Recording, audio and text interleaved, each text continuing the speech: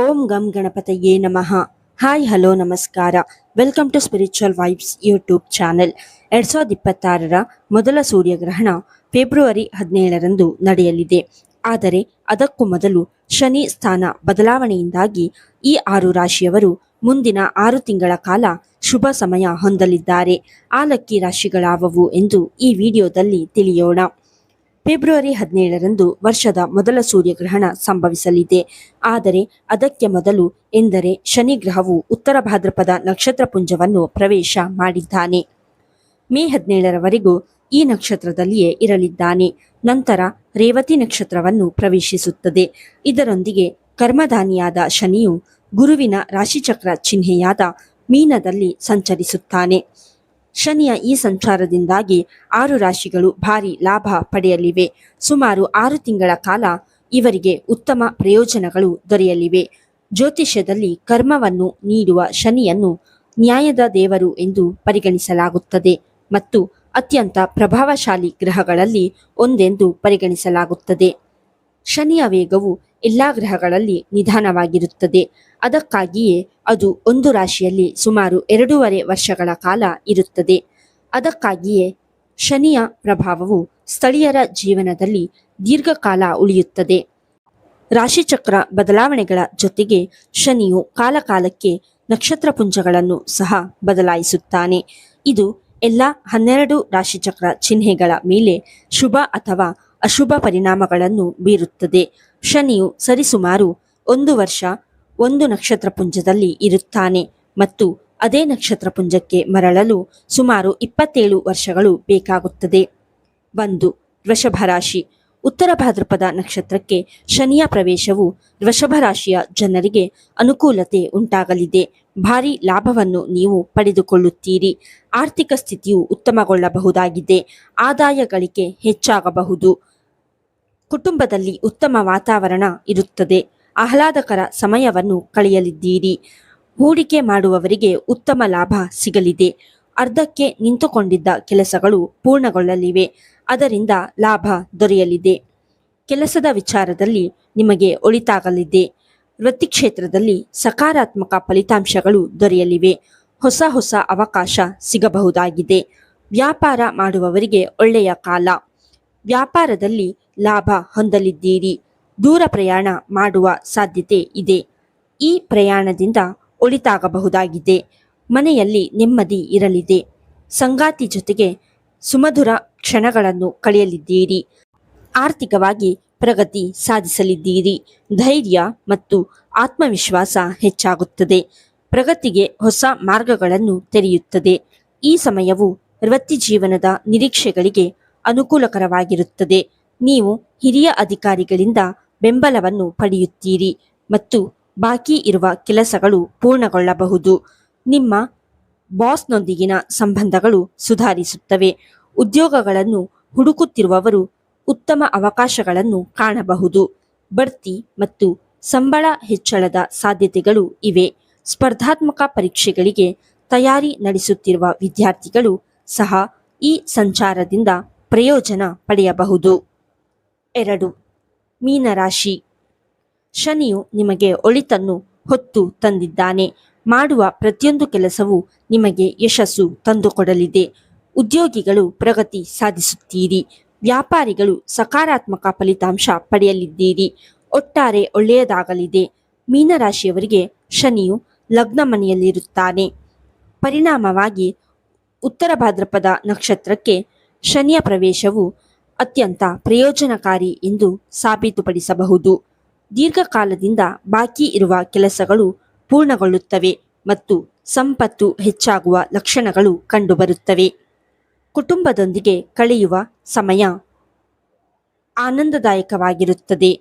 ಈ ಅವಧಿಯು ಉದ್ಯೋಗಿಗಳಿಗೆ ಅನುಕೂಲಕರವಾಗಿರುತ್ತದೆ. ಹೊಸ ಉದ್ಯೋಗವನ್ನು ಹುಡುಕುತ್ತಿರುವವರಿಗೆ ಉತ್ತಮ ಅವಕಾಶಗಳು ಸಿಗಬಹುದು. ನೀವು ನಿಮ್ಮ ಹಿಂದಿನ ತಪ್ಪುಗಳಿಂದ ಕಲಿಯುವಿರಿ ಮತ್ತು ಮುಂದುವರಿಯುವಿರಿ. ಇದು ಉತ್ತಮ ಫಲಿತಾಂಶಗಳಿಗೆ ಕಾರಣವಾಗುತ್ತದೆ. ಕೆಲಸದ ಸ್ಥಳದಲ್ಲಿ ನಡೆಯುತ್ತಿರುವ ಸವಾಲುಗಳು ಕೊನೆಗೊಳ್ಳಬಹುದು. 3. ಕುಂಭರಾಶಿ.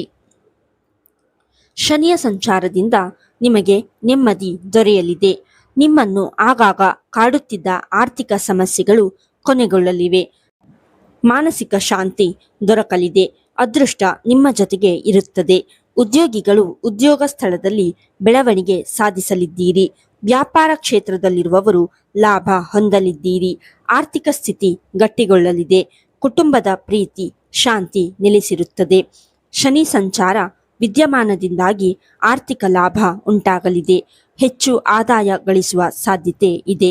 ಅಲ್ಲಿ ಇಲ್ಲಿ ಬಾಕಿ ಉಳಿದಿದ್ದ ಹಣ ವಾಪಸ್ ನಿಮ್ಮನ್ನು ಸೇರಲಿದೆ. ನೀವು ಅಂದುಕೊಂಡಿದ್ದ ಕಾರ್ಯಗಳು ನಡೆಯಲಿವೆ. ನಿಮ್ಮ ಕೆಲಸದಲ್ಲಿ ಆಗಾಗ ಎದುರಾಗುತ್ತಿದ್ದ ಅಡೆತಡೆಗಳು ನಿವಾರಣೆಯಾಗಲಿದೆ. ಸಮಾಜದಲ್ಲಿ ಮನ್ನಣೆ ಗಳಿಸುತ್ತೀರಿ. ಗೌರವ ಪಡೆಯುತ್ತೀರಿ. 4. ಕನ್ಯಾ ರಾಶಿ. ಶನಿ ಸಂಚಾರದಿಂದ ಕನ್ಯಾ ರಾಶಿಯವರಿಗೆ ಶುಭ ಫಲ ದೊರೆಯಲಿದೆ. ಕನ್ಯಾ ರಾಶಿ ಚಕ್ರದ ಜಾತಕದಲ್ಲಿ ಶನಿಯು 7ನೇ ಮನೆಯಲ್ಲಿ ಸಾಗುತ್ತಾನೆ. ಬಹುದಿನಗಳಿಂದ ಕಾಡುತ್ತಿದ್ದ ಸಮಸ್ಯೆಗಳು ಇದ್ದಕ್ಕಿದ್ದಂತೆ ಪರಿಹಾರ ಕಾಣಲಿವೆ. ಆರ್ಥಿಕ ಲಾಭದ ಸಾಧ್ಯತೆ ಇದೆ. ಆದಾಯ ಗಳಿಕೆ ಹೆಚ್ಚಾಗಬಹುದು. ಉದ್ಯಮದಲ್ಲಿರುವ ಜನರಿಗೆ ಒಳಿತು ಸಿಗಲಿದೆ. ಅಧಿಕ ಲಾಭ ಪಡೆಯಬಹುದಾಗಿದೆ. ಉದ್ಯೋಗದಲ್ಲಿದ್ದವರಿಗೂ ಸಿಹಿ ಸುದ್ದಿ ದೊರೆಯಲಿದೆ. ಬಡ್ತಿ ಸಿಗುವ ಸಾಧ್ಯತೆ ಜಾಸ್ತಿಯೇ ಇದೆ. ದೀರ್ಘಕಾಲದ ಮಾನಸಿಕ ಒತ್ತಡ ಕಡಿಮೆಯಾಗುವ ಲಕ್ಷಣಗಳಿವೆ. ಕುಟುಂಬದಲ್ಲಿ ಸಂತೋಷ ಮತ್ತು ಶಾಂತಿ ನೆಲೆಸುತ್ತದೆ ಮತ್ತು ವೃತ್ತಿ ಪ್ರಗತಿಗೆ ಅವಕಾಶಗಳು ಉದ್ಭವಿಸಬಹುದು. ನಡೆಯುತ್ತಿರುವ ರಾಜಕೀಯ ಉದ್ವಿಗ್ನತೆ ಅಥವಾ ಕೆಲಸದಲ್ಲಿ ಬಡ್ತಿ ವಿಳಂಬದಿಂದ ನೀವು ಪರಿಹಾರವನ್ನು ಕಾಣಬಹುದು. ಹಿರಿಯ ಅಧಿಕಾರಿಗಳು ನಿಮ್ಮ ಕೆಲಸದಿಂದ ತೃಪ್ತರಾಗಿ ಕಾಣಿಸಿಕೊಳ್ಳುತ್ತಾರೆ. ಇದು ಬಡ್ತಿಯ ಸಾಧ್ಯತೆಯನ್ನು ಸೃಷ್ಟಿಸಬಹುದು. ಬಾಕಿ ಇರುವ ಕೆಲಸಗಳು ಪೂರ್ಣಗೊಳ್ಳುತ್ತವೆ. ನ್ಯಾಯಾಲಯಕ್ಕೆ ಸಂಬಂಧಿಸಿದ ವಿಷಯಗಳಲ್ಲಿ ಯಶಸ್ಸು ಸಾಧ್ಯ. 5. ಕಟಕ ರಾಶಿ. ಈ ಅವಧಿಯಲ್ಲಿ ಕರ್ಕಾಟಕ ರಾಶಿಯವರಿಗೆ ಭಾವನಾತ್ಮಕ ಏರಿಳಿತಗಳನ್ನು ಎದುರಿಸಬಹುದು. ಆದರೆ ವೃತ್ತಿ ಜೀವನದ ಹೊಸ ದಿಕ್ಕನ್ನು ಕಂಡುಕೊಳ್ಳುತ್ತದೆ ಮತ್ತು ಆರ್ಥಿಕ ಸ್ಥಿತಿಗಳು ಬಲಗೊಳ್ಳುತ್ತವೆ. ಈ ಅವಧಿಯಲ್ಲಿ ಪ್ರಾರಂಭಿಸಲಾದ ಯೋಜನೆಗಳು ದೀರ್ಘಕಾಲೀನ ಪ್ರಯೋಜನಗಳನ್ನು ನೀಡುತ್ತವೆ.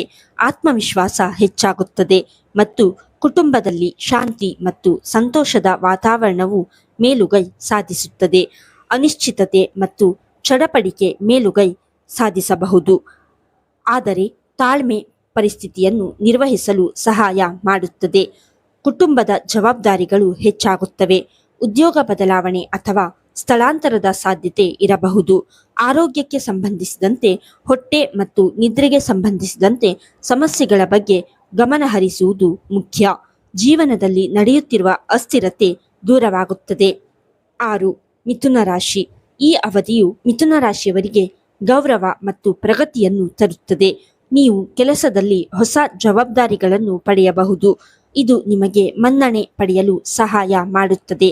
ಹಣಕಾಸಿನ ಒಳಹರಿವಿನ ಸಾಧ್ಯತೆಗಳಿವೆ, ಆದರೆ ವೆಚ್ಚಗಳು ಸಹ ಹೆಚ್ಚಾಗಬಹುದು. ನಿಮ್ಮ ಮಾತಿನಲ್ಲಿ ಸಂಯಮವನ್ನು ಕಾಪಾಡಿಕೊಳ್ಳಿ, ಏಕೆಂದರೆ ಸಣ್ಣ ವಿಷಯಗಳಿಗೆ ವಿವಾದಗಳು ಉದ್ಭವಿಸಬಹುದು. ಈ ಸಮಯ ವಿದ್ಯಾರ್ಥಿಗಳು ಮತ್ತು ಸ್ಪರ್ಧಾತ್ಮಕ ಪರೀಕ್ಷೆಗಳಿಗೆ ತಯಾರಿ ನಡೆಸುತ್ತಿರುವವರಿಗೆ ಸಕಾರಾತ್ಮಕವಾಗಿರುತ್ತದೆ. ಉದ್ಯೋಗ ಅಥವಾ ವ್ಯವಹಾರದಲ್ಲಿ ಬದಲಾವಣೆಗಳು ಸಾಧ್ಯ. ಧ್ಯಾನ, ಆಧ್ಯಾತ್ಮಿಕ ಅಭ್ಯಾಸ ಮತ್ತು ಆಧ್ಯಾತ್ಮಿಕತೆಯು ಮಾನಸಿಕ ಶಕ್ತಿಯನ್ನು ನೀಡುತ್ತದೆ. ಈ ವಿಡಿಯೋ ನಿಮಗೆ ಇಷ್ಟವಾಗಿದ್ದಲ್ಲಿ ಲೈಕ್ ಮಾಡಿ, ಶೇರ್ ಮಾಡಿ ಮತ್ತು ಕಮೆಂಟ್ ಮಾಡಿ. ಹಾಗೆಯೇ ಇನ್ನೂ ಹೆಚ್ಚಿನ ವಿಡಿಯೋಗಳಿಗಾಗಿ ನಮ್ಮ ಚಾನಲ್ ಅನ್ನು ಸಬ್ಸ್ಕ್ರೈಬ್ ಮಾಡಿ. ಧನ್ಯವಾದಗಳು.